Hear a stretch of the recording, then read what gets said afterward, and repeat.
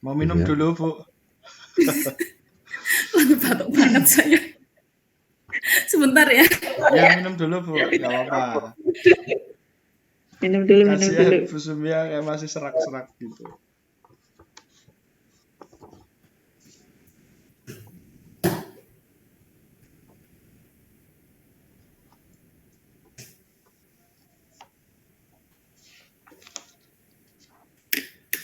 Nanti yang kasusnya nggak usah dibaca, Bu. Berarti Nggak usah, berarti langsung ya. Ya, langsung. Langsung ya. Gimana Bu Sumia, siap? Ya. Saya udah mulai ngomong. Kodenya pakai. Hah? Nggak apa-apa, nanti kodenya saya apa? 3, 2, 1 mulai aja. Nanti bisa dipotong-potong. Oke, siap. Baik. Yuk, 3, 2, 1.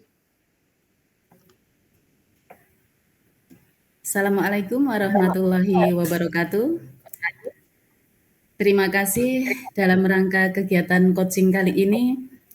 Saya berperan sebagai pengamat yang akan mengamati kegiatan coaching di mana Pak Joko akan menjadi coach dan Bu Retno akan berperan sebagai coachee. Sebelum melakukan pengamatan, saya ingin bertanya kepada Pak Joko selaku coach, bagaimana rubrik penilaian percakapan coaching yang akan diterapkan oleh Pak Joko nantinya? Baik, Bu.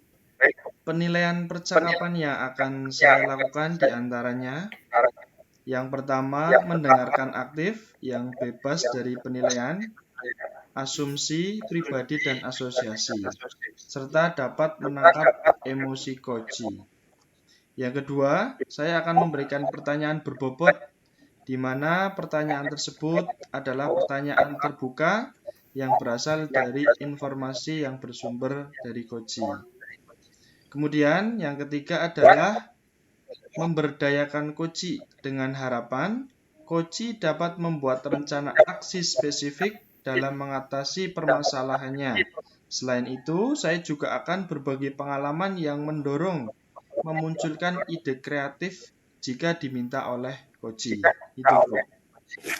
Oke, terima kasih. Berarti yang saya lihat di sini ada 3 rubrik. Yang pertama itu adalah Pak Joko itu mendengarkan aktif gitu ya.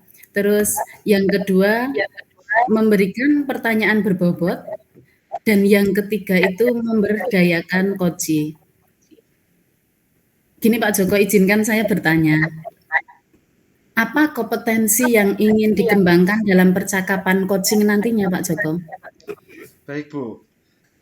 Yang pertama, kemampuan saya selaku coach dalam kemampuan mendengarkan aktif yang bebas dari segala penilaian, asumsi, dan asosiasi.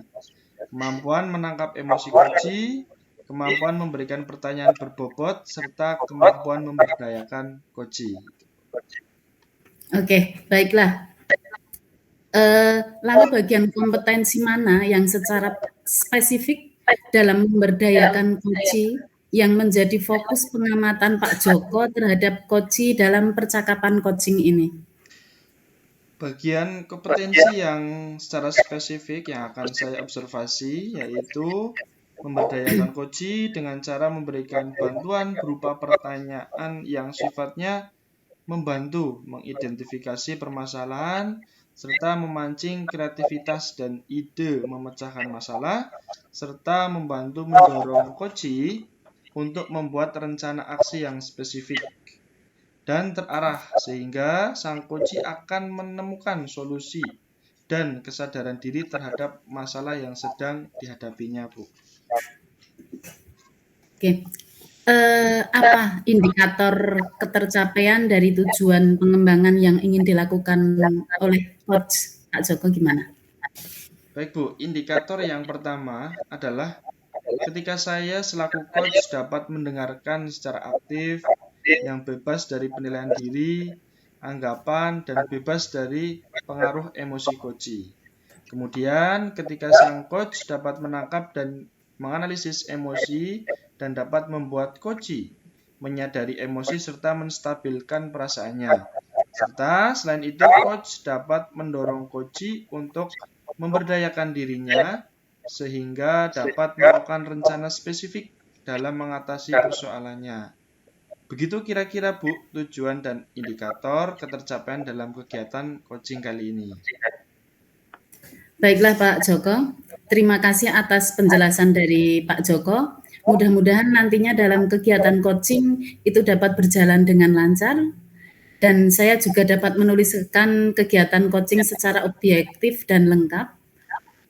Silahkan untuk memulai coaching dan saya akan siap mengamatinya. Monggo Pak Joko.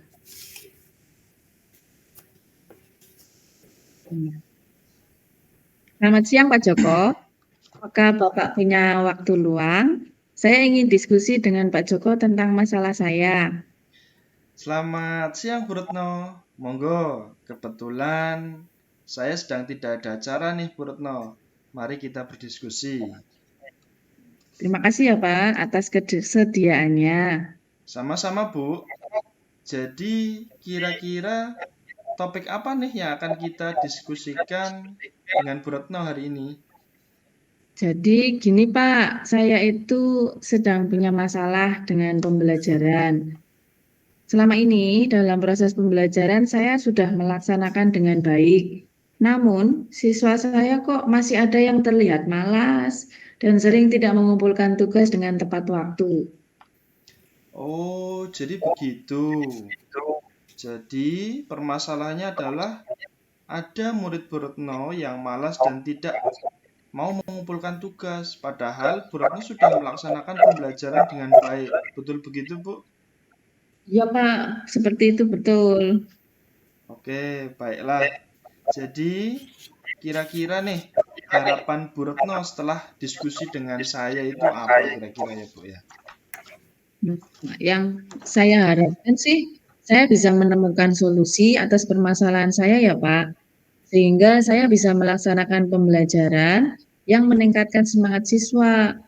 Dan semua siswa bisa mengikuti pelajaran dengan baik, serta mengumpulkan tugas sesuai waktu yang disepakati. Oh, begitu. Jadi, Bu Retno ingin mencari solusi atau strategi yang dapat dilakukan untuk meningkatkan semangat belajar siswa supaya siswa lebih disiplin dalam pengumpulan tugas. Iya Pak, betul. Baik, ngomong-ngomong nih Bu Retno, kalau boleh tahu ya, apa nih yang Bu Retno sudah lakukan dalam pembelajaran sehingga siswa bisa semangat dan disiplin dalam mengumpulkan tugas? Kalau saya sih sudah melaksanakan pembelajaran sesuai dengan perencanaan mengajar, Pak. Dari mulai kegiatan awal, kegiatan inti, dan kegiatan penutup. Saya juga sering mengingatkan siswa untuk mengumpulkan tugas. Wah, ternyata sudah bagus ya Bu Retno dalam melaksanakan pembelajaran. Bu Retno sudah berusaha melakukan pembelajaran dengan baik, walaupun respon siswa masih kurang semangat. Mungkin ada yang perlu ditambahkan dalam mendesain pembelajaran nih, Bu, sehingga anak merasa lebih tertarik dan berefek pada pengumpulan tugas yang maksimal. Iya, kayaknya memang harus begitu ya, Pak ya. Sehingga kegiatan pembelajaran lebih menarik dan maksimal hasilnya. Nah, iya Bu. Jadi, kira-kira nantinya setelah Bu Retno kira-kira sudah bisa menemukan solusi, perasaan Bu Retno gimana nih kalau sudah menemukan solusi dari masalah ini? Ya, tentunya saya akan senang sekali ya Pak Joko ya, bisa melihat siswa saya bersemangat dalam pembelajaran. Oke, baik. Nah, sekarang kan Bu Retno sudah tahu ya permasalahannya. Lalu, upaya apa nih yang Bu Retno rencanakan dalam mendesain pembelajaran yang lebih menarik ke depannya? Rencana saya sih Pak, saya ingin melaksanakan pembelajaran yang berdiferensiasi Pak. Jadi saya akan memetakan kebutuhan siswa saya, kemudian saya akan menyiapkan bahan ajar yang variatif Pak, sesuai dengan kebutuhan siswa. Selain itu, saya juga akan memberikan pertanyaan-pertanyaan refleksi sehingga siswa lebih proaktif dalam pembelajaran. Wah, bagus sekali ya ide Bu Retno ini. Saya sangat apresiasi dengan semangat dan ide dari Bu Retno dalam pengembangan pembelajaran berdiferensiasi ini. Nah, kira-kira selain pembelajaran yang berdiferensiasi tadi, apakah ada opsi lain, Bu? Kalau selain itu, saya juga berencana membuat tugas proyek di mana mereka akan memanfaatkan teknologi yang memang menjadi rutinitas mereka di era sekarang. Jadi, saya akan memberikan tugas proyek video, Pak. Nah, itu adalah upaya yang bagus, Bu Retno.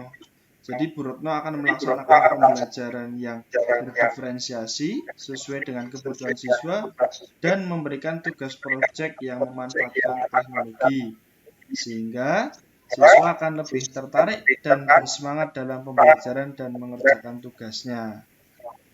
Pak, itu rencana saya. Terima kasih ya, Pak, sudah mau berdiskusi dengan saya. Sama-sama Bu Retno. Jadi, kapan nih kira-kira Bu Retno akan mulai mengimplementasikan pembelajaran yang berdiferensiasi tersebut? Insya Allah ya Pak, saya akan mulai mengimplementasikan rencana saya ini mulai besok deh.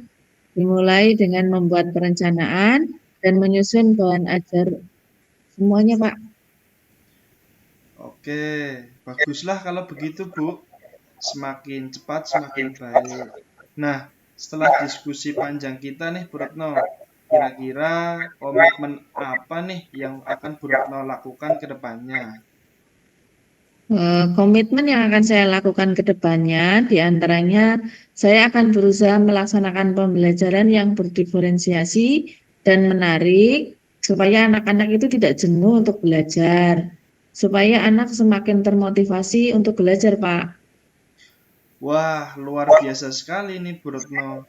Semoga semua dapat berjalan lancar sesuai dengan rencana ya Bu Retno ya. Dan memberikan hasil semangat dan motivasi siswa yang semakin meningkat. Iya Pak, terima kasih ya Pak Joko ya. Sama-sama Bu. Oh iya Bu, kira-kira siapa nih yang bisa mendukung dan membantu Bu Retno dalam melaksanakan pembelajaran yang berdiferensiasi ini? Kebetulan Pak Zaki, guru bahasa Inggris, sudah melaksanakan pembelajaran yang berdiferensiasi Pak Joko. Nanti saya akan meminta referensi dari beliau saja. Baik Bu Retno. Jadi sebelum kita akhiri, kita review sebentar ya Bu Retno ya terkait diskusi kita kali ini. Kira-kira menurut Bu Retno, apa nih yang kita dapatkan dari diskusi kita kali ini? Ya, sebelumnya saya berterima kasih sekali nih sama Pak Joko ya, sudah mau berdiskusi dengan saya. Saya sekarang merasa lebih mantap lagi dalam mengimplementasikan rencana saya, dan saya lebih bersemangat lagi. Saya jadi tidak bingung lagi dengan permasalahan saya. Saya juga mendapat gambaran yang jelas apa saja yang akan saya lakukan, Pak. Wah, selamat ya Bu Retno ya, karena sudah memiliki gambaran jelas terkait rencana Bu Retno ke depan. Dan jangan segan-segan ya Bu Retno ya, hubungi saya lagi kalau ada yang perlu didiskusikan lagi. Baik, Pak. Terima kasih ya atas dukungan dari Pak Joko nih. Oh iya Bu, sama-sama Bu. Kita sama-sama belajar kok Bu ya. Ya, baik Pak. Sekali lagi saya ucapkan terima kasih ya Pak ya. Sekalian saya mau pamit nih Pak, mau ke kelas lagi. Baik Bu, sama-sama Bu Retno. Sampai jumpa lagi. Oke. Terima kasih sekali. Jadi barusan saya mengamati percakapan yang sangat luar biasa sekali.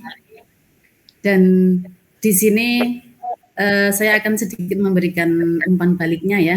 Jadi untuk umpan balik dari proses coaching yang barusan berjalan itu sangat baik sekali. Tujuan dari coaching sudah tersampaikan dengan baik. Coach juga menyampaikan pembuka dengan sangat baik dan coach dapat menyampaikan tujuan dengan baik pula. Kemudian Dalam identifikasi, coach juga memberikan pertanyaan terbuka sehingga coach itu dapat menyampaikan tujuan yang hendak dicapai dengan terbuka pula. Coach mampu meneruskan aksinya dengan pengambilan keputusan secara mandiri sehingga dapat membangun komitmen yang kuat sebagai bentuk tanggung jawabnya. Itu barusan yang saya amati itu seperti itu.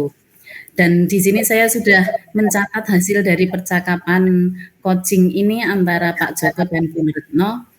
Menurut Pak Joko, kompetensi dan indikator kegiatan coaching ini yang barusan dilaksanakan, apakah sudah sesuai dengan harapan Pak Joko?